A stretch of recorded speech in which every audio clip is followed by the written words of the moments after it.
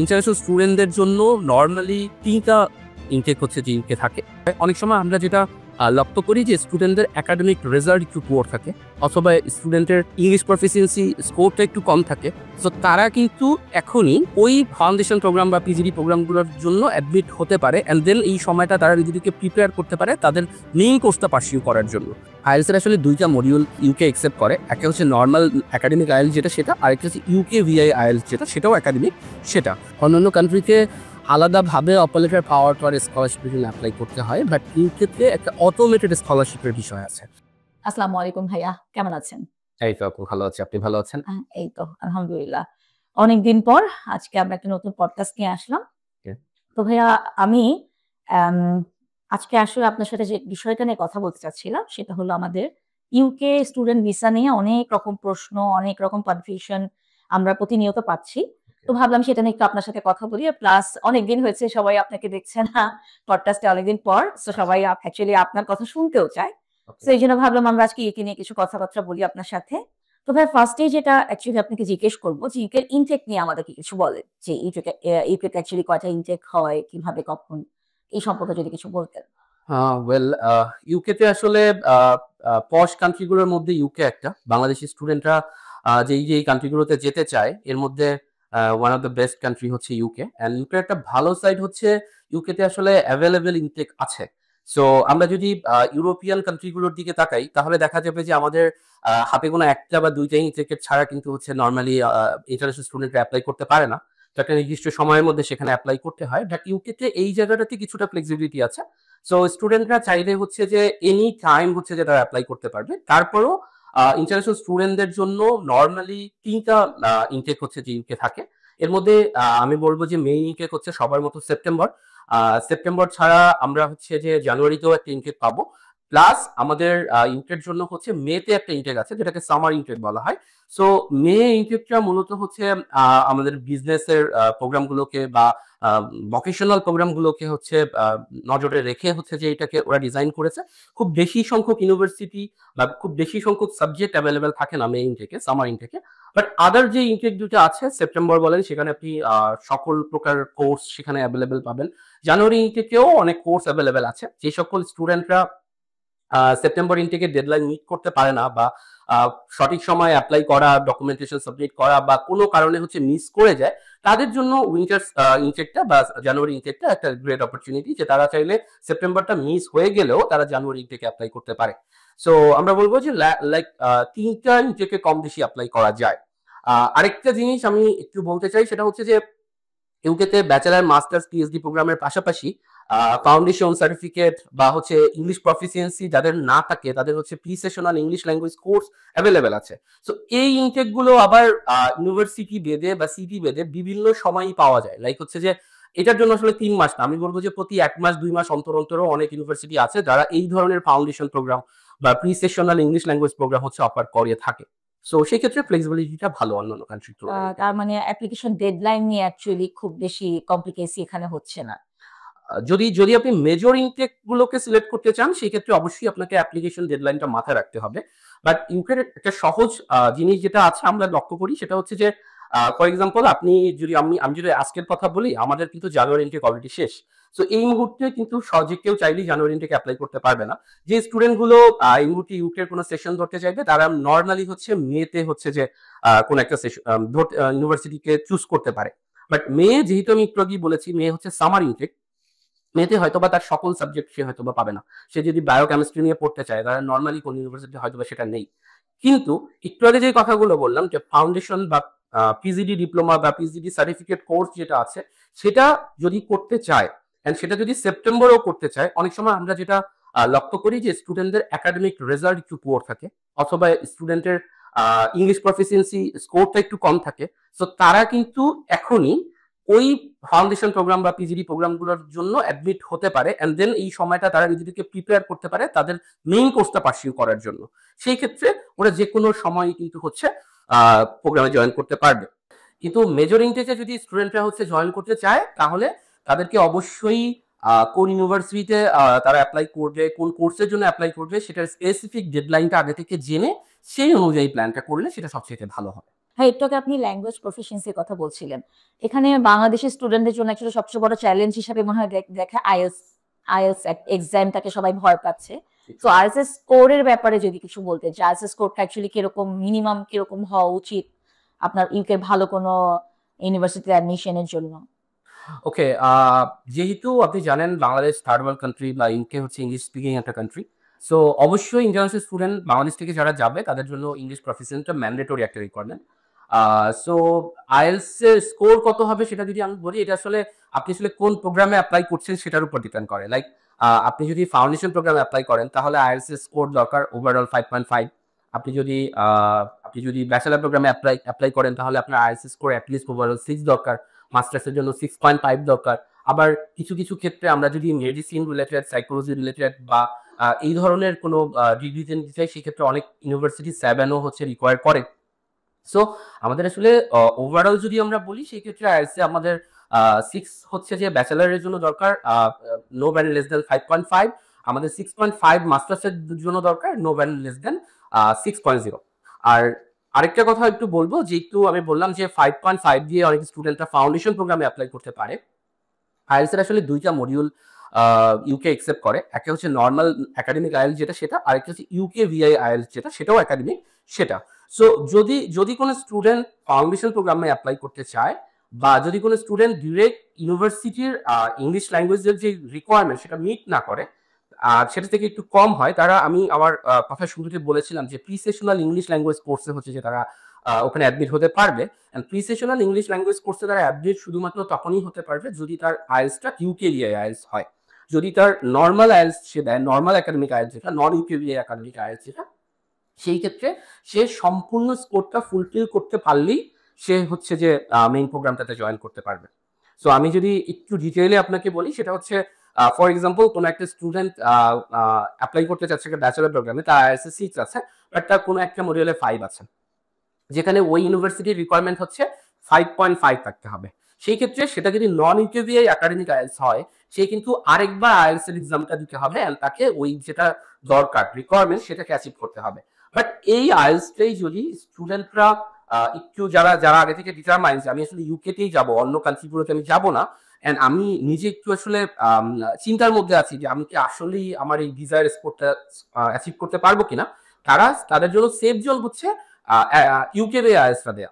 যদি আমরা আমাদের ডিজায়ার স্কোর অ্যাচিভ করে ফেলি তাহলে তো ভালোই, ইউনিভার্সিটি আমাদেরকে অটোমেটেড নিয়ে নেবে। আর যদি আমরা কোনো কারণে ফল করি কোনো একটা মডিউলে বা ওভারঅল স্কোরটাতেও, সেই ক্ষেত্রেও আমাদের কিন্তু pre sessional English language course যেটা 12 মাসের হয়ে থাকে, 4 মাস থেকে শুরু করে, সেটা আমার যদি একটা ব্যান্ডে হচ্ছে কম স্কোর থাকে, আমি হয়তো বা 4 মাস বা 8 মাসের একটা কোর্স করলেই কিন্তু আমি আমার মেইন কোর্সে জয়েন করতে পারবো, আমাকে নতুন করে আইএলটিএস এক্সামটা দিতে হবে না।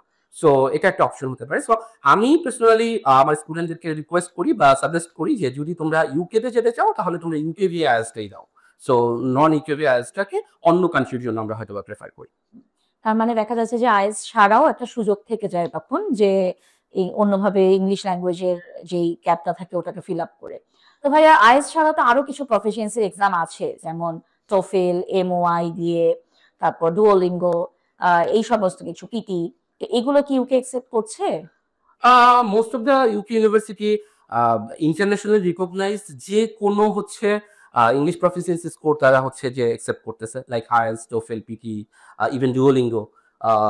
বাট আপনি এমওআই এর কথা বলেছেন, এমওআই এর ক্ষেত্রে আসলে বাংলাদেশি যদি হচ্ছে যে কোনো স্কুল কলেজ থেকে হচ্ছে যে কেউ তার ডিগ্রি কমপ্লিট করে অথবা বাংলাদেশি কোনো একটা জায়গা থেকে ব্যাচেলার কমপ্লিট করে, সেই ক্ষেত্রে সকল ইউনিভার্সিটি বা সকল স্কুল কলেজ ওরা আসলে অ্যাকসেপ্ট করছে না যেটা আসলে এমওআই দিয়ে যাওয়া যায়। বাট হ্যাঁ, কিছু কিছু লিস্টেড ইউনিভার্সিটি আছে, খুবই কম ইউনিভার্সিটি, বাট কিছু লিস্টেড ইউনিভার্সিটি আছে যাদের এমওআই কিছু ইউনিভার্সিটি, কিছু ইউকের ইউনিভার্সিটি অ্যাকসেপ্ট করছে।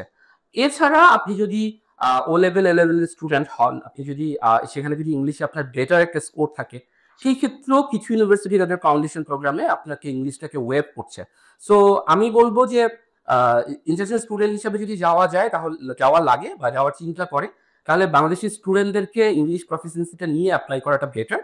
বাট কিছু কিছু ক্ষেত্রে আমরা হয়তো বা সেটার একটু মডিফিকেশন বলেন বা সেটা একটু অন্যভাবে ওয়েভার কেউ কেউ পায়, সেটা হতে পারে। যেমন ধরেন যদি এরকম কোনো কিছু হয় যে আপনি ইউকেতে মাস্টার্স করতে চাচ্ছেন, বাট আপনি আপনার ব্যাচেলারটা কমপ্লিট করেছেন ফ্রম একটা English speaking country like Malaysia থেকে আপনি আপনার ব্যাচেলার কমপ্লিট করেছেন, লাইক হচ্ছে যে আপনি ইউরোপিয়ান কোনো ডেস্টিনেশন থেকে আপনি আপনার আপনি আপনার ব্যাচেলার কমপ্লিট করেছেন যেখানে আপনার ইনস্ট্রাকশনটা ছিল হচ্ছে ইংলিশে, সেই ক্ষেত্রে তারা হয়তোবা আপনাকে আপনার ইংলিশ প্রফিসিয়েন্সির যে স্কোরটা দরকার সেটাকে হয়তোবা ওয়েভ করে দিতে পারে। বাট ওভারঅল যদি আমি বলতে চাই, বাংলাদেশের স্টুডেন্টদের ইংলিশ প্রফিসিয়েন্সি দিয়ে যেতে হয়, অ্যান্ড আইএলটিএস, টোফেল, পিটি বা যে কোনো recognised English language test UK normally apply মানে অ্যালাউ করে। আচ্ছা, আইএলটিএস এর যেমন ভাইয়া স্কোর বললেন মিনিমাম অ্যাটলিস্ট 5.5 অর 6 থেকে স্টার্ট হচ্ছে। পিটি, টোফেল, ডুওলিঙ্গোর ক্ষেত্রে স্কোর গুলোর কি কোনো নর্মালি ইকুইভ্যালেন্ট যেটা আসে আর কি, লাইক ব্যাচেলার ক্ষেত্রে 6, মাস্টার্স ক্ষেত্রে 6.5। সো আমরা যদি ডিগ্রির কথা চিন্তা করি এটা 50 টু 60-র মধ্যে হলে সবচেয়ে ভালো হয়। আমরা যদি আইবিটি টোফেলের কথা বলি সেখানেও ইকুইভ্যালেন্ট যে স্কোরটা আসে হয়তো বা 79 বা 76 থেকে শুরু করে এরকম আসে। সো এরকম কোনো একটা স্কোর ইকুইভ্যালেন্ট মানে আইএলটিএস এর সাথে ইকুইভ্যালেন্ট করে অ্যাকচুয়ালি স্কোর গুলাকে কাউন্ট করা বেটার হচ্ছে। ইয়েস। আচ্ছা, হ্যাঁ, আরেকটা কোশ্চেন ছিল অ্যাডমিশনের জন্য ডকুমেন্টেশনের যখন কথা আসে তখন একটা কনফিউশন অ্যারাইজ করে যে আমার অ্যাকচুয়ালি অ্যাডমিশনের জন্য আমার স্টুডেন্টের তরফ থেকে কি কি ডকুমেন্টস প্রয়োজন হচ্ছে, তো সেই ক্ষেত্রে যদি একটু আইডিয়া দিতেন। ওকে, অ্যাডমিশন আসলে আমরা আবারও বলি যে আমাদের আসলে অ্যাডমিশন বলেন বা ভিসা বলেন প্রত্যেকটা ক্ষেত্রেই আমরা আসলে কোন ইউনিভার্সিটিতে যাচ্ছি বা কোন কান্ট্রির জন্য অ্যাপ্লাই করছি এই জিনিসগুলো কিন্তু রিলেটেড। সো যদি যদি আপনি অ্যাডমিশনের কথা বলেন, অ্যাডমিশন আমরা যেটা দেখি ইউকের জন্য যদি আমরা ব্যাচেলার প্রোগ্রাম বা ফাউন্ডেশন প্রোগ্রামে অ্যাপ্লাই করি তাহলে আমরা ইউক্যাসের মাধ্যমে অ্যাপ্লাই করতে পারি, যেটা একটা সেন্ট্রাল পোর্টালের মতো যেখান থেকে সেভারাল ইউনিভার্সিটিতে একসাথে আন্ডার গ্রাজুয়েট স্টুডেন্টরা অ্যাপ্লাই করতে পারে। যদি মাস্টার্স প্রোগ্রামের কথা হয় সেই ক্ষেত্রে ইউনিভার্সিটির ডেডিকেটেড নিজের ওয়েবসাইট থেকে হচ্ছে বা নিজের পোর্টাল থেকে আমরা অ্যাপ্লাই করতে পারি। অ্যান্ড কোন ইউনিভার্সিটির কোন প্রোগ্রামে আমরা অ্যাপ্লাই করছি এটার উপরে আসলে ডিপেন্ড করে যে অ্যাডমিশনের জন্য আপনার আসলে কি কি ডকুমেন্টেশন দরকার। সো আমি আপনাকে আসলে যেটা বলতে পারি, ওভারঅল আপনার একাডেমিক ডকুমেন্টস, মার্কশিট, সার্টিফিকেটস, এই জিনিসগুলো, আপনার একটা আপডেটেড সিভি, আপনার ভ্যালিড পাসপোর্ট, আপনার English proficiency score. Most of the university ইউকেতে আপনার হচ্ছে যদি মাস্টার্স প্রোগ্রামে অ্যাপ্লাই করেন আপনার কাছ থেকে রিকমেন্ডেশন লেটার চাইবে, 2টা রিকমেন্ডেশন লেটার। সো আপনি যদি রিসেন্টলি গ্রাজুয়েটেড হয়ে থাকেন সেক্ষেত্রে আপনি ইউনিভার্সিটি থেকে আপনার রিকমেন্ডেশন লেটার দিতে পারেন। বাট আপনি যদি এরকম হয় যে না আপনি আপনার ব্যাচেলার কমপ্লিট করার পরে কিছুদিনের জন্য আপনি জব লাইফে ছিলেন অথবা আপনি কোথাও বিজনেস শুরু করেছেন সেই ক্ষেত্রে আপনার এমপ্লয়ারের কাছ থেকে অথবা হচ্ছে যেখানে জব করছেন সেখান থেকে আপনি চাইলে রিকমেন্ডেশন লেটার একটা রিকমেন্ডেশন লেটার নিতে পারেন। ভাইটাল একটা ডকুমেন্ট থাকে হচ্ছে স্টেটমেন্ট অফ পারপাস, এসওপি যেটাকে আমরা বলি। সো এসওপিটা খুবই ইম্পর্টেন্ট। সো এই এসওপিটা আপনি যোগ করতে পারেন। সো এই ধরনের ডকুমেন্টস গুলাই আসলে নর্মালি লাগে। বাট আপনি কোন সাবজেক্টে কোন ইউনিভার্সিটিতে অ্যাপ্লাই করছেন এটার উপর বেস করে আপনাকে হয়তো বা আরো কিছু ডকুমেন্ট নিতে হতে পারে। আরেকটা ভাইয়া খুব কমন কোয়েশ্চেন থাকে যে আমি তো 1 বছরের টিউশন ফিসটা আমার কেমন হতে পারে? কজ বাজেটের একটা ইস্যু থাকে, স্টুডেন্টকে মাথায় রাখতে হয় Yes. যে আমি ব্যাচেলার্সে যাচ্ছি, আমার কি পরিমাণ খরচের একটা যে ব্যাপার থাকে এটা অ্যাকচুয়ালি খুব ইম্পর্টেন্ট একটা ইস্যু। Definitely. সো আমরা কিছু বেসিক ধারণা দিতে পারি যে 1 বছরের টিউশন ফি ব্যাচেলার্স অথবা মাস্টার্স এর জন্য একটা স্টুডেন্ট যখন অ্যাডমিশনের কথা ভাববে তার কি পরিমাণ আ টাকা পয়সা হাতে রেখে অ্যাকচুয়ালি এই ব্যাপারে ভাবা উচিত? এটাও আমি বলবো ডিপেন্ড করবে আপনি কোন প্রোগ্রামে যাচ্ছেন সেটার উপরে। বাট আমরা যেটা দেখি যে যদি আমরা অন অ্যান এভারেজ একটা টিউশন রেঞ্জের কথা আপনাকে বলতে হয়, সেক্ষেত্রে আমি বলবো যে অ্যাট লিস্ট £12,000 পার ইয়ার আপনাকে মাথায় রাখতে হবে, যেটা হচ্ছে মিনিমাম। ম্যাক্সিমাম আসলে কত হবে এটা ডিপেন্ড করছে আপনার উপরেই। লাইক আপনি হয়তো বা ব্যাচেলার প্রোগ্রামের জন্য হচ্ছে যে 20 থেকে 22 বা 25,000 পাউন্ডের মতো হচ্ছে যে আপনি যেতে পারেন। আপনার এমবিএ করার জন্য কোনো ইউনিভার্সিটি 28 to 30,000 বা কেউ 35,000 পাউন্ডের মতো হচ্ছে চার্জ করে এমবিএ ডিগ্রির জন্য। আবার আপনি যদি মেডিকেল রিলেটেড কোনো প্রোগ্রামে যান তাহলে সেই ক্ষেত্রে সেটা বেড়ে 40 হয়ে যেতে পারে। সো এটা আসলে ভ্যারি করে। বাট আমরা যদি মিনিমাম রেঞ্জটার কথা বলি বা মোটামুটি একটা মিনিমাম ইয়েটা হচ্ছে যে 12,000 পাউন্ড পার ইয়ার। সো এখান থেকে হয়তো বা শুরু করতে পারবেন। সো আপনি আসলে কোন রেঞ্জের ইউনিভার্সিটিতে যেতে চাচ্ছেন, আপনার বাজেট কেমন, ওই রকমটা যদি আপনি আগে থেকেই সিলেক্ট করে রাখেন যে আমি তো আসলে এটা অ্যাফোর্ড করব বা আমি আসলে আমার এই স্টাডিটার জন্য প্ল্যান করছি এত টাকার মধ্যে হচ্ছে আমি জিনিসটা কমপ্লিট করব, সেক্ষেত্রে আমি বলবো যে আপনারা রিসার্চ ওয়ার্কটা আগে থেকে করলে সবচেয়ে বেটার হয় স্টুডেন্টদেরকে বলছি। সো রিসার্চ ওয়ার্ক করলে যেটা হবে যে আপনি সেম ডিগ্রি আপনি ইউকেতে হচ্ছে যে 15,000 পাউন্ডের মধ্যেও পাবেন, বাট একটা পশ ইউনিভার্সিটি বা একটা র্যাঙ্কিং এ উপরের দিকের একটা ইউনিভার্সিটি থেকে সেটা কিন্তু আপনার হচ্ছে 25,000 পাউন্ডেও আপনাকে পেতে হতে পারে। সো আপনার যদি বাজেটটা একটু কম থাকে তাহলে আপনাকে আপনার ইউনিভার্সিটি সিলেকশনে আগে থেকেই চিন্তা করতে হবে, ওখানে একটু কনসিডারেশনে নিয়ে আসতে হবে যে না, তাহলে আমি খুব মানে নাম করা কোনো ইউনিভার্সিটিতে না গিয়ে আমি যদি একটু মিড রেঞ্জের ইউনিভার্সিটিতে যাই সেটা হয়তো বা আমার জন্য কস্ট ইফেক্টিভ হবে, আমি হয়তো বা সেম ডিগ্রিটা আমি হয়তো একটু অল্প পয়সার মধ্যে করতে পারবো। হ্যাঁ, অনেকেই পোস্ট গ্রাজুয়েশন ডিপ্লোমার করতে যেতে চায়। এই সম্পর্কে যদি একটু ডিটেইলস ধারণা দিতেন। ওকে, একটু আগেই বলছিলাম পোস্ট গ্রাজুয়েট ডিপ্লোমাটা আসলে আমাদের স্টুডেন্টদের ক্ষেত্রে কখন প্রয়োজন হয়। দেখেন বাংলাদেশের education system and British education system কিন্তু সিমিলার না, একটু ডিফারেন্স আছে। সো প্রত্যেকটা ইউনিভার্সিটিরই তার ফ্যাকাল্টি অনুযায়ী হচ্ছে যে আহ, কোনো ইন্টারন্যাশনাল স্টুডেন্টকে যখন অনবোর্ড করবে তাদের মিনিমাম রিকোয়ারমেন্ট কি সেটা আসলে তারা হচ্ছে ওখানে ডিক্লেয়ার করে দেয়। সো কোনো একটা স্টুডেন্ট হয়তো কোনো একটা ইউনিভার্সিটি হয়তো বা বললো যে কোনো ইন্টারন্যাশনাল স্টুডেন্ট যদি আমার এই ডিগ্রিটা করতে চায় তাহলে তাকে তার প্রিভিয়াস ডিগ্রিতে অ্যাটলিস্ট এটা অ্যাচিভ করতে হবে আউট অফ এটা। সো ফর এক্সাম্পল কেউ বললো যে 3.5 হচ্ছে যে আমার লাগবে আউট অফ 4, কিন্তু আমরা একটা স্টুডেন্ট পেয়েছি যার আদার সব সাইড গুলোই ভালো আছে কিন্তু তার হয়তো বা 3.4 আছে যেখানে 5 থাকাটা দরকার। সো সেই ক্ষেত্রে ওই স্টুডেন্ট কিন্তু তার ডিজায়ার যে ইউনিভার্সিটি, তার ড্রিম ইউনিভার্সিটি যেটা, সেই ইউনিভার্সিটিতে গিয়ে সে তার ওই ডিগ্রিটা করতে পারতেছে না, বা কিছু লিমিটেশন তার কাজ করতেছে। এখন সে তো অলরেডি একটা ডিগ্রি অ্যাচিভ করে ফেলেছে, সে চাইলেও সেটা 3.4 যেখানে সে অ্যাচিভ করেছে সে আরেকবার দিলে তার টাইম নষ্ট হচ্ছে, কিন্তু তখন যে সে 3.5 অ্যাচিভ করতেও পারে নাও করতে পারে। সো তার যেহেতু একটা স্বপ্ন যে সে XYZ ইউনিভার্সিটি থেকে পড়বে, তার রেজাল্টটা পুয়ার হওয়ার কারণে সে পড়তে পারতেছে না, পিএইচডি প্রোগ্রাম বা হচ্ছে যে পোস্ট গ্রাজুয়েট সার্টিফিকেট প্রোগ্রাম বা ফাউন্ডেশন প্রোগ্রাম বা বিভিন্ন পাথওয়েজ গুলো এই সকল স্টুডেন্টকে আসলে হেল্প করে তার নিজের ডিজায়ারে পৌঁছার জন্য। ফর এক্সাম্পল আমার 3.4 আছে, আমার 3.5 নেই, তাহলে আমি অ্যাটলিস্ট 1 বছরের একটা ফাউন্ডেশন প্রোগ্রাম করে যেটা প্রায়র প্রিপারেশন আমার ওই স্পেসিফিক ডিগ্রির জন্য, সেটা কমপ্লিট করার পরে আমি কিন্তু ওই জায়গায় যেতে পারবো।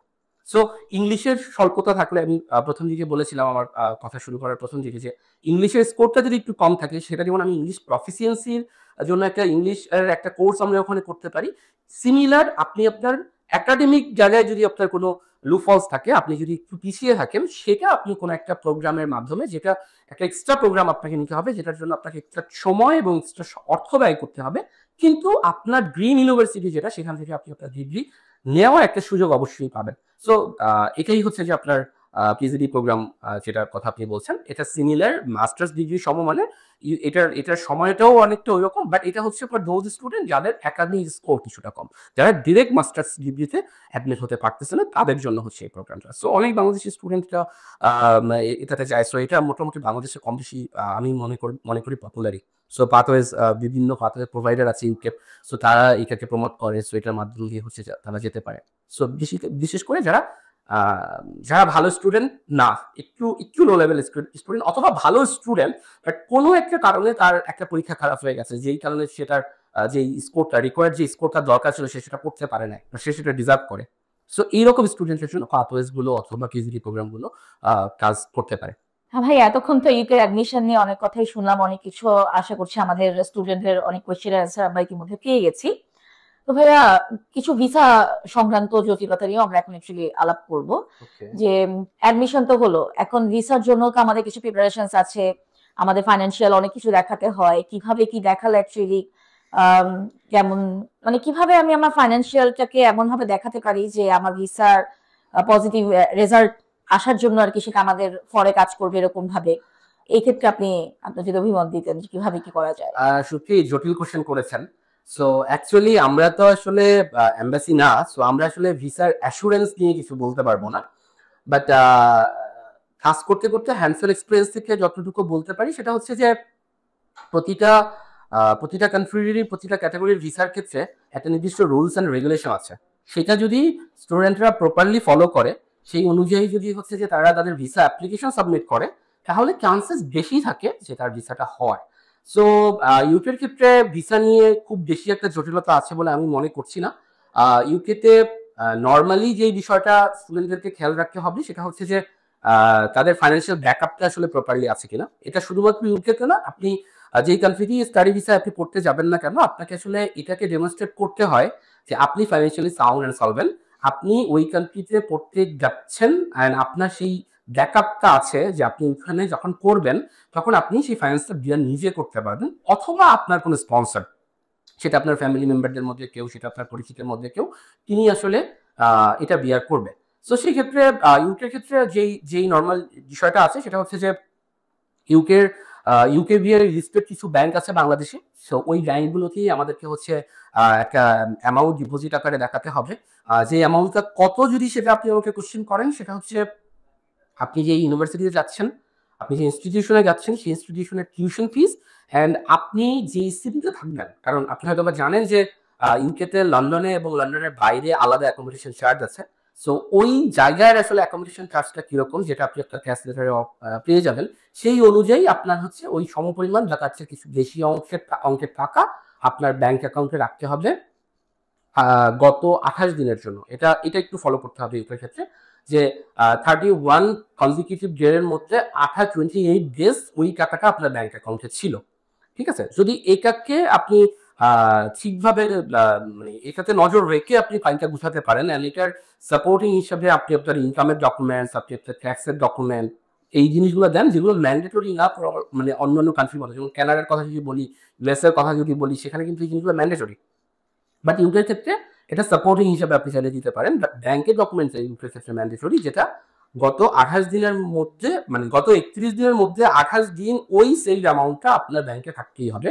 যেখান থেকে কোনো অংশ কমা যাবে না। যদি কমে যায় তাহলে হচ্ছে যে আপনার আসলে হোম অফিস থেকে হয়তো বা রিফিউজাল লেটার আপনাকে পেতে হতে পারে। হ্যাঁ, আপনি যে 28 দিনের কথা বললেন, তাহলে কি ব্যাংক স্টেটমেন্টটা কি 1 মান্থসের দেখাবে নাকি 6 মান্থসের ব্যাংক স্টেটমেন্ট লিখে আগাতে হবে? মানে এটা আসলে কিভাবে মানে আমি ব্যাংক থেকে যে ডকুমেন্টটা নিচ্ছি, ডকুমেন্টেশনের ক্ষেত্রে আমার অ্যাকচুয়ালি কিভাবে আগাতে হবে? যে ওকে, গুড কোয়েশ্চেন। সো আমি যদি বলি যে আপনি যদি গত 6 মাসের ব্যাংক স্টেটমেন্ট দিতে চান, সেটা খুবই ভালো হয়, কোনো প্রবলেম নাই। আপনি 6 মাসের জায়গায় 3 মাসেরও দিতে পারবেন। বাট আমরা যেটা দেখি, অনেক সময় আমরা আমাদের পার্সোনাল ব্যাংক অ্যাকাউন্ট হচ্ছে যে দেখাই, আমরা অনেক সময় দেখা যায় যে আমাদের যিনি স্পন্সর, উনি একজন বিজনেসম্যান, উনি ওনার বিজনেসের ডকুমেন্ট দেখাতে পারে। সো আপনার গত 6 মাসের দেন, গত 3 মাসের দেন, আপনার ট্রানজ্যাকশন কিন্তু অনেক ধরনের হবে। বাট আপনাকে ডিসাইড করতে হবে আপনি যে ইউনিভার্সিটিতে যাচ্ছেন, সেই university tuition fee and accommodation মিলে একটা নির্দিষ্ট অ্যামাউন্ট আসতেছে। ফর এক্সাম্পল, আমরা যদি ধরে নিই এটা বাংলাদেশি টাকায় 20 লাখ টাকা ধরেন। সো 20 লাখ টাকা আপনার ম্যান্ডেটরি দেখাতে হবে যে আপনি 20 লাখ টাকা ইউকেতে পড়াশোনা করার জন্য, খরচ করার জন্য আপনি ক্যাপাবল। দ্যাট মিনস আপনি 6 মাসের স্টেটমেন্ট দেখান, তাতে কোনো প্রবলেম নাই, কিন্তু গত 28 দিনে আপনার এই ব্যাংকের স্টেটমেন্ট 20 লাখের নিচে নামে নেয়। কারণ আপনি পার্সোনাল অ্যাকাউন্টেও আপনি ট্রানজাকশন করতে পারেন, আপনি যদি বিজনেসের অ্যাকাউন্ট দেখান, সেখানে চান্সেস আর ভেরি হাই যে আপনি সেখানে ট্রানজাকশন করবেনই। সো আপনি হয়তো বা এই মুহূর্তে লাস্ট ব্যালেন্স দেখাচ্ছেন আপনার 1 কোটি টাকা আছে, মানে অ্যাজ এ বিজনেসম্যান আপনি হচ্ছে অনেক ভালো একজন বড় সড়ক মাপের বিজনেসম্যান, সো আপনার কোটি কোটি টাকা ব্যাংকে থাকে। কিন্তু হয়তোবা গত 15 দিন আগে কোনো একটা এলসি পেমেন্ট করতে গিয়ে আপনার ওই ব্যালেন্সটা হয়তোবা ঘন্টা খানিকের জন্য বা একদিনের জন্য আপনার হয়তো 19 লাখে নেমেছে, যেখানে আপনাকে 20 লাখ ম্যান্ডেটরি দেখাতেই হবে। তো এই জিনিসটা আপনার কনসার্নে থাকতে হবে যে গত 28 দিনের মধ্যে যেইটা আমার রিকোয়ার্ড অ্যামাউন্ট দরকার, সেই অ্যামাউন্টটা কোনোভাবেই কমা যাবে না, এন্ড সেটা গত 31 দিনের মধ্যে। সো দ্যাট গত 1 মাসে যদি আপনার কাছে পর্যাপ্ত অ্যামাউন্ট থাকে, তাহলে আপনি ইজিলি মুভ করতে পারবেন। সো আমার মনে হয় এটা স্টুডেন্ট চাইলে নিজে তার ব্যাংক স্টেটমেন্ট দেখে নিজেই বুঝতে পারবে, অথবা যদি কোনো স্টুডেন্ট কনসালটেন্টের কাছে যায়, তিনি আসলে এই ব্যাপারগুলোতে আসলে ভালো জানবেন, সো উনি এটা চেক করে নিয়ে স্টুডেন্ট হয়তো বা গাইড করতে পারবেন। থ্যাংক ইউ ভাইয়া, খুবই কনফিউজিং একটা ব্যাপার অ্যাকচুয়ালি ব্যাংক স্টেটমেন্ট। এটা আজকে আমি খুব ভালো মতো ক্লিয়ার হতে পারলাম ওকে, যে 28 দিনের মধ্যে আমার ওই টাকাটার অ্যাটলিস্ট কনস্ট্যান্টলি ওই টাকাটার অ্যামাউন্টটা আমার থাকতে হবে। এর থেকে বেশি যা থাকে তাকে obviously always count as a bonus, যে হ্যাঁ কার যত বেশি ক্যাপাবিলিটি সে দেখাতে পারবে, কত টাকার জন্য এটা বেনিফিট হবে সেই। এক্স্যাক্টলি। হ্যাঁ, থ্যাংক ইউ ভাইয়া অ্যাকচুয়ালি এটা ক্লিয়ার করার জন্য। আরেকটা ভাইয়া, রিসেন্ট ফার্স্টে প্রবলেম আমরা যেটা দেখতে পাচ্ছি যে স্টুডেন্টরা ডিপেন্ডেন্ট ভিসায় স্পাউস নিয়ে যেতে পারছে না। এটা একটা জটিলতা দেখা দিচ্ছে এখন ইউকে ভিসার ক্ষেত্রে, এবং অনেকে এমন আছেন যে স্পাউস ছাড়া যেতে পারছে না দেখি ইউকে তারা তাদের ডেস্টিনেশন লিস্ট থেকেই চেঞ্জ করে ফেলছে যে না, স্পাউসে যেহেতু যেতে পারছি না, আমি এখানে আমি অ্যাপ্লাই করবো না। সো এই ডিপেন্ডেন্ট ভিসার যে জটিলতাটা এখন দেখা যাচ্ছে, এই বিষয়ে আপনি যদি একটু বলতেন কিছু, যে কি হচ্ছে এখন আসলে। ওকে, ডিপেন্ডেন্ট ভিসা, এটা আমি যদি ভুল না করি, এটা মনে হয় 2024-এর প্রথম দিকে জানুয়ারি থেকে শুরু হয়েছে, বা ওই সময়টা কিছুদিন আগে পরে হতে পারে। সো বাংলাদেশি স্টুডেন্টরা নর্মালি সকল ডেস্টিনেশনই হচ্ছে যে তাদের স্পাউস বা তাদের ফ্যামিলি নিয়ে যেতে চায় ইচ্ছুক। এটা ইউকেতে একটা সময় হচ্ছে যে সবাই যেত। And আমি যদি ভুল না করি তাহলে আমি বলবো যে এই মুহূর্তেও যারা হচ্ছে গভর্নমেন্ট স্পন্সর কোনো ইউনিভার্সিটিতে যদি তারা যায় আর তাদের পড়াশোনার মেয়াদ মানে যে ডিগ্রিটা তারা অ্যাচিভ করবে সেটার যদি সময়টা 6 মাসের বেশি হয় তারা কিন্তু এখন স্কাউট নিয়ে যেতে পারতেছে। এট দ্য সেম টাইম যারা পিএইচডি বা রিসার্চ বেস মাস্টার্স করতে যাচ্ছে তারাও কিন্তু মানে স্কাউট নিয়ে যেতে পারতেছে। বাট নর্মালি যারা লেভেল 7 বা ব্যাচেলার ডিগ্রি লেভেল 7 এর নিচের যে ডিগ্রিগুলো অথবা কোনো কোনো ক্ষেত্রে লেভেল 7 যেটা এরা কিছুটা জটিলতায় পড়তেছে। সো এটা মনে হয় এখনো আছে। সো এটা মাথায় রেখেই আমাদেরকে আগাতে হবে। এটার কারণে প্রচুর ভিসা অ্যাপ্লিকেশন কমে গিয়েছে ইউকের জন্য, যেটা ইউকে অথরিটিও জানে, বাট তারা স্টিল এটা নিয়ে চিন্তা ভাবনা করছে যে তারা আসলে কি করবে। বাট কনক্রিট কোনো কিছু সম্ভবত এখনো আসে না। আমি একটু কনফিউজ এটা নিয়ে, বাট আমি যতটুকু জানি যে এই স্টুডেন্টগুলো যেই ক্যাটাগরিগুলোর কথা আমি বললাম তারা হচ্ছে যে স্কাউট নিয়ে যেতে পারে। ব্যাচেলার স্টুডেন্ট বা টট প্রোগ্রাম যারা মাস্টার্সের টট প্রোগ্রাম তারা হয়তো বা নিতে পারে না। নতুন একটা দেশে ভাই অ্যাকচুয়ালি একা থাকার ভয় থেকে বোধহয় এটা আমাদের দেশের টেন্ডেন্সিটা খুব বেশি যে একা যাব না, সাথে কেউ গেলে আমরা আসলে যেটা চাই সেটা হচ্ছে যে ইয়েস আমরা অলওয়েজ সিকিউরলি মুভ করতে চাই। সো দ্যাট আমি কোন একটা কান্ট্রিতে মুভ করতেছি, আমি হয়তো বা ওখানে ভালো লাইফ লিড করবো। তো আমি চাই না যে আমার পরিচিতের মধ্যে আমার ফ্যামিলি মেম্বারের কেউ হচ্ছে যে এই সুযোগটা মিস করুক। লাইক ইউকেতে যখন হচ্ছে যে মানে ইউকেতে যারা হচ্ছে স্কাউট নিয়ে যাচ্ছে তারা কিন্তু ফুল টাইম ওয়ার্ক পারমিটের সুযোগ পাচ্ছে ওখানে। ইউকেতে ইন্টারন্যাশনাল স্টুডেন্টদের কিডসরা ওখানে হচ্ছে যে স্কুলিং পাচ্ছে। তো এই জিনিসগুলো বাংলাদেশের তুলনায় অনেক অংশে বেটার আমি বলবো। তো এই সুযোগগুলো কে মিস করতে চায়? সো দ্যাট ইজ ওয়াই এটা আমাদের নিজেদের ফ্যামিলি থেকে সবসময় আমাদের একটা কেয়ার থাকে, এইটা থেকেই হচ্ছে যে আমরা এটা চাচ্ছি। বাট দিন শেষে সেটা আসলে আমাদের হাতে না, আমাদের আসলে অথরিটির যেই হচ্ছে ডিসিশন সেটাই ফলো করতে হবে। এন্ড আমরা হয়তো বা এই জায়গায় চোখ রাখতে পারি যে এটা ইন ফিউচারে এটা চেঞ্জ হয় কিনা, বাট আমরা আশাবাদী এটা খুব দ্রুত চেঞ্জ হবে। আচ্ছা ভাই, আমরা তো তাহলে এতক্ষণ ফাইন্যান্সিয়াল সাপোর্ট, আমাদের কিরকম টাকা অ্যাকচুয়ালি নিয়ে আমাদের প্রোগ্রাম নিয়ে আগানো উচিত এসব নিয়ে আলাপ করলাম। আরেকটা জিনিস ভাইয়া, যারা খুব ভালো স্টুডেন্ট, স্কলারশিপ অপরচুনিটিস এর জন্য যারা আর কি বসে থাকে যে হ্যাঁ আমি স্কলারশিপ নিয়ে যাব, তো ইউকেতে স্কলারশিপ অপরচুনিটিস এর মানে কেমন সুযোগ আছে স্কলারশিপ নিয়ে যাওয়ার, প্লাস মানে যারা আর কি ওভাবে চিন্তা করছে তারা আসলে কিভাবে আগাবে? আমি একটা কথা অলওয়েজ বলি, সেটা হচ্ছে স্কলারদের জন্য। তো যারা স্কলার তারা অবশ্যই স্কলারশিপ পাবে। আর ইউকেতে এই সুযোগ অনেক ভালোই আছে আমি বলবো। স্পেসিফিক স্কলারশিপ নিয়ে কথা বলতে গেলে আমাদেরকে হচ্ছে স্কলারশিপের স্পেসিফিক প্রোগ্রামে যেতে হবে, সেটার ডিটেলস নিয়ে আলাপ করতে হবে। সো সেই ক্ষেত্রে আমি মনে করি এই মুহূর্তে আমি হয়তো বা সেটা অত ডিটেল আলাপ করতে পারবো না। ইন্টারন্যাশনাল স্টুডেন্টদের জন্য ইউকের একটা বিষয় আমার কাছে ভালো লাগে, সেটা হচ্ছে অন্যান্য কান্ট্রিতে আলাদাভাবে অফার লেটার পাওয়ার পরে স্কলারশিপের জন্য অ্যাপ্লাই করতে হয়, বাট ইউকেতে একটা অটোমেটেড স্কলারশিপের বিষয় আছে। লাইক আপনি যদি কোনো একটা ইউনিভার্সিটি থেকে ক্যাশ লেটার পান, সেই ক্ষেত্রে ওই টিউশন ফির উপরে আপনার ম্যারিটের উপর বেস করে ওরা অটোমেটিকলি আপনাকে হয়তো বা 1000 পাউন্ডের একটা স্কলারশিপ দিচ্ছে। সেটা আপ টু 5000 পাউন্ড পর্যন্ত যায় কোন কোনো ইউনিভার্সিটি বা প্রোগ্রাম লেগে। সো এটা একটা ভালো সুযোগ। এছাড়া ইন্টারন্যাশনাল স্টুডেন্টরা যেই স্কলারশিপ গুলোতে অ্যাপ্লাই করতে চায় সেটার জন্য আগে থেকে রিসার্চ করে তারা যদি ওই স্কলারশিপের ক্রাইটেরিয়া গুলো দেখে নেয়, সেক্ষেত্রেও হয়তো বা তারা সেটাতে অ্যাপ্লাই করতে পারবে। সো ওই ব্যাপারে আমি আজকে ডিটেলে কথা না বলি, সেটা আমার মনে হয় বেটার হয়।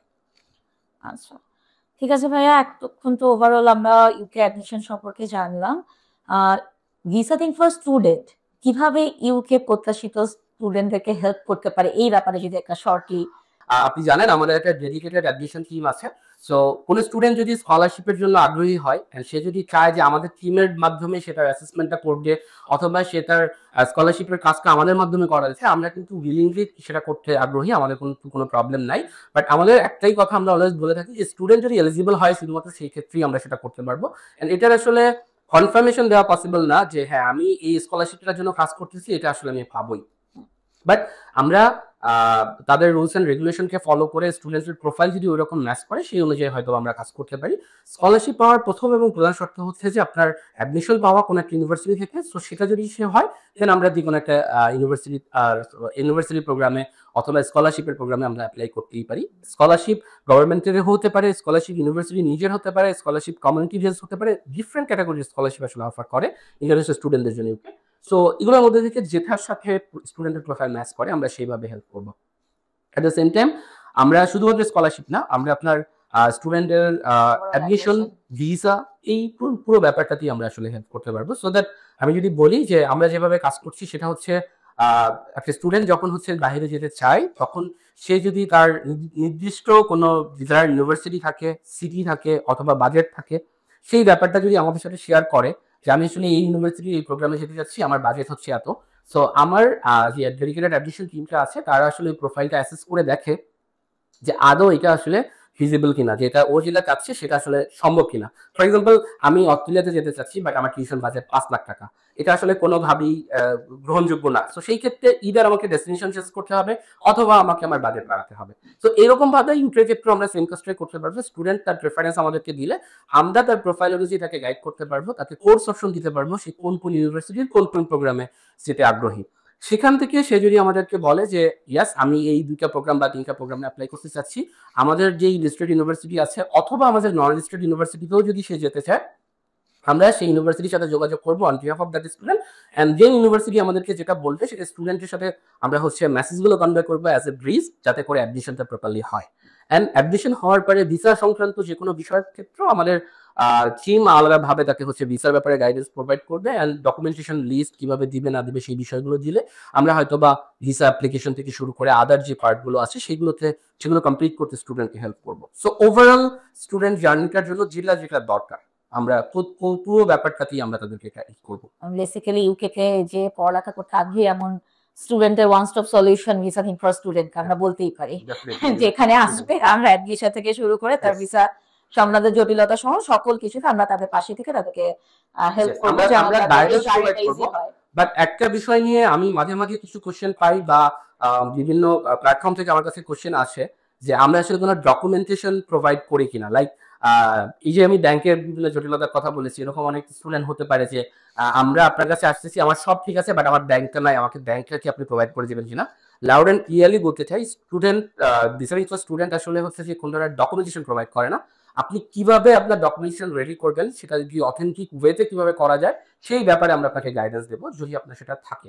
আদারওয়াইজ আমরা আসলে আপনাকে ম্যানুপুলেটেড ওয়েতে বা কোনো ধরনের মানে ইথিক্সের বাইরে দিয়ে কোনো কিছু আমরা আসলে আপনাকে কোনো ধরনের হেল্প করব না। অথেন্টিক ডকুমেন্টেশন দিয়েই কাজ করে থাকি। Yes yes. এই তো ভাই আজকে এটাই ছিল। আশা করছি আজকের কথাবার্তার মধ্যে অনেক স্টুডেন্টের যে যত কনফিউশন ছিল, যা কোশ্চেন ছিল, এগুলোর অ্যান্সার তারা পেয়ে যাবে। আর এরপরও যদি অ্যাকচুয়ালি কিছু জানার থাকে তো আমরা তো আছেই সবসময়। হ্যাঁ, ডেফিনেটলি আমাদের হটলাইন অথবা আমাদের অফিসে এসে ভিজিট করে বা আমাদের যতগুলো চ্যানেল আছে সোশ্যাল চ্যানেল, আমরা যে কোনো জায়গা থেকে স্টুডেন্টের কোয়েরি নিলে আমরা আসলে অলওয়েজ চাই স্টুডেন্টের প্রবলেম সলভ করতে।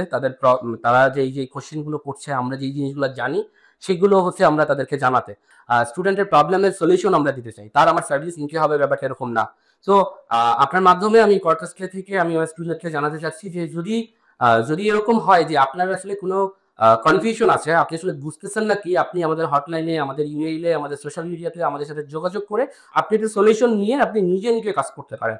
অ্যাজ অ্যান ইন্টারন্যাশনাল স্টুডেন্ট আপনি যদি নিজে ইউনিভার্সিটির সাথে কন্ট্যাক্ট করেন, আপনি যদি অফার লেটার নিয়ে আসেন, তাহলে এটা আমরা অবশ্যই আপনাকে অ্যাপ্রিশিয়েট করব। ভিসার ব্যাপারে অনেক সময় জটিলতা থাকে, ভিসার ব্যাপারে অনেকে অনেক কিছু জানার পরেও হচ্ছে যে মনে করে যে যদি একটা এক্সপার্টের হেল্প আমরা নিতে পারতাম, একটা গাইডেন্স নিতে পারতাম, সেটা ভালো হয়। আপনি চাইলে শেখার জন্য আমার কাছে আসতে পারেন বা আমাদের টিমের হেল্প নিতে পারেন। ইভেন তো যদি মনে করেন যে আপনি ক্যাপাবল এনাফ, আপনি নিজের ভিসা অ্যাপ্লিকেশন করবেন, আমি কিন্তু সেটা আরো ভালো। বাট কোথাও কোনো কনফিউশন থাকলে আপনি আমাদের সাথে বিনামূল্যে আমাদের যে সকল চ্যানেলগুলো আছে, হটলাইন বলেন, আমাদের সোশ্যাল চ্যানেল বলেন বা আদার যেই জিনিসগুলো আছে, ওখান থেকে আপনারা কিন্তু ইনফরমেশন নিয়ে নিতে পারবেন। সো এটা আমরা চেষ্টা করি, আমরা যতটুকু করতে পারি এটা করার। এরকম না যে আপনি আমার সার্ভিস নিলেই আমি আপনাকে বেটার মানে প্রপার ইনফরমেশনটা দেবো। আমাদের প্রপার ইনফরমেশন আমাদের ওয়েবসাইটে পাবলিশড অবস্থায় আছে। আমাদের সাথে যোগাযোগ করলে আমরা চেষ্টা করি আমরা যতটুকু জানি ততটুকু স্টুডেন্টদেরকে জানাতে। অ্যান্ড যদি কোনো স্টুডেন্ট উইলিং থাকে যে হ্যাঁ সে আমাদের মাধ্যমে তার প্রসেসটা করাবে, তার অ্যাডমিশনটাতে আমরা হেল্প করবো বা তার ভিসার অ্যাপ্লিকেশনটাতে আমরা হেল্প করতে পারি, সেটা আমাদের জন্য ডেফিনেটলি একটা বড় পাওয়া হয়। থ্যাংক ইউ ভাই আপনাকে অনেক, আজকে আমাদেরকে সময় দেওয়ার জন্য অসংখ্য ধন্যবাদ। থ্যাংক ইউ সুপ্রিয়া, আমাকে এখানে কথা বলার সুযোগ দেওয়ার জন্য। মোটামুটি অনেক কিছু রিভিউ হলো, অনেক কিছু রিভিউ হলো, যদিও এটা খুব জেনারেল ছিল। প্রত্যেকটা স্টুডেন্টের তো নিজস্ব প্রোফাইল অনুযায়ী কেসগুলো ডিফারেন্ট হবে, কোশ্চেন হয়তো আরো কিছু ডিফারেন্ট আসবে। সো ভাইয়া থ্যাংক ইউ।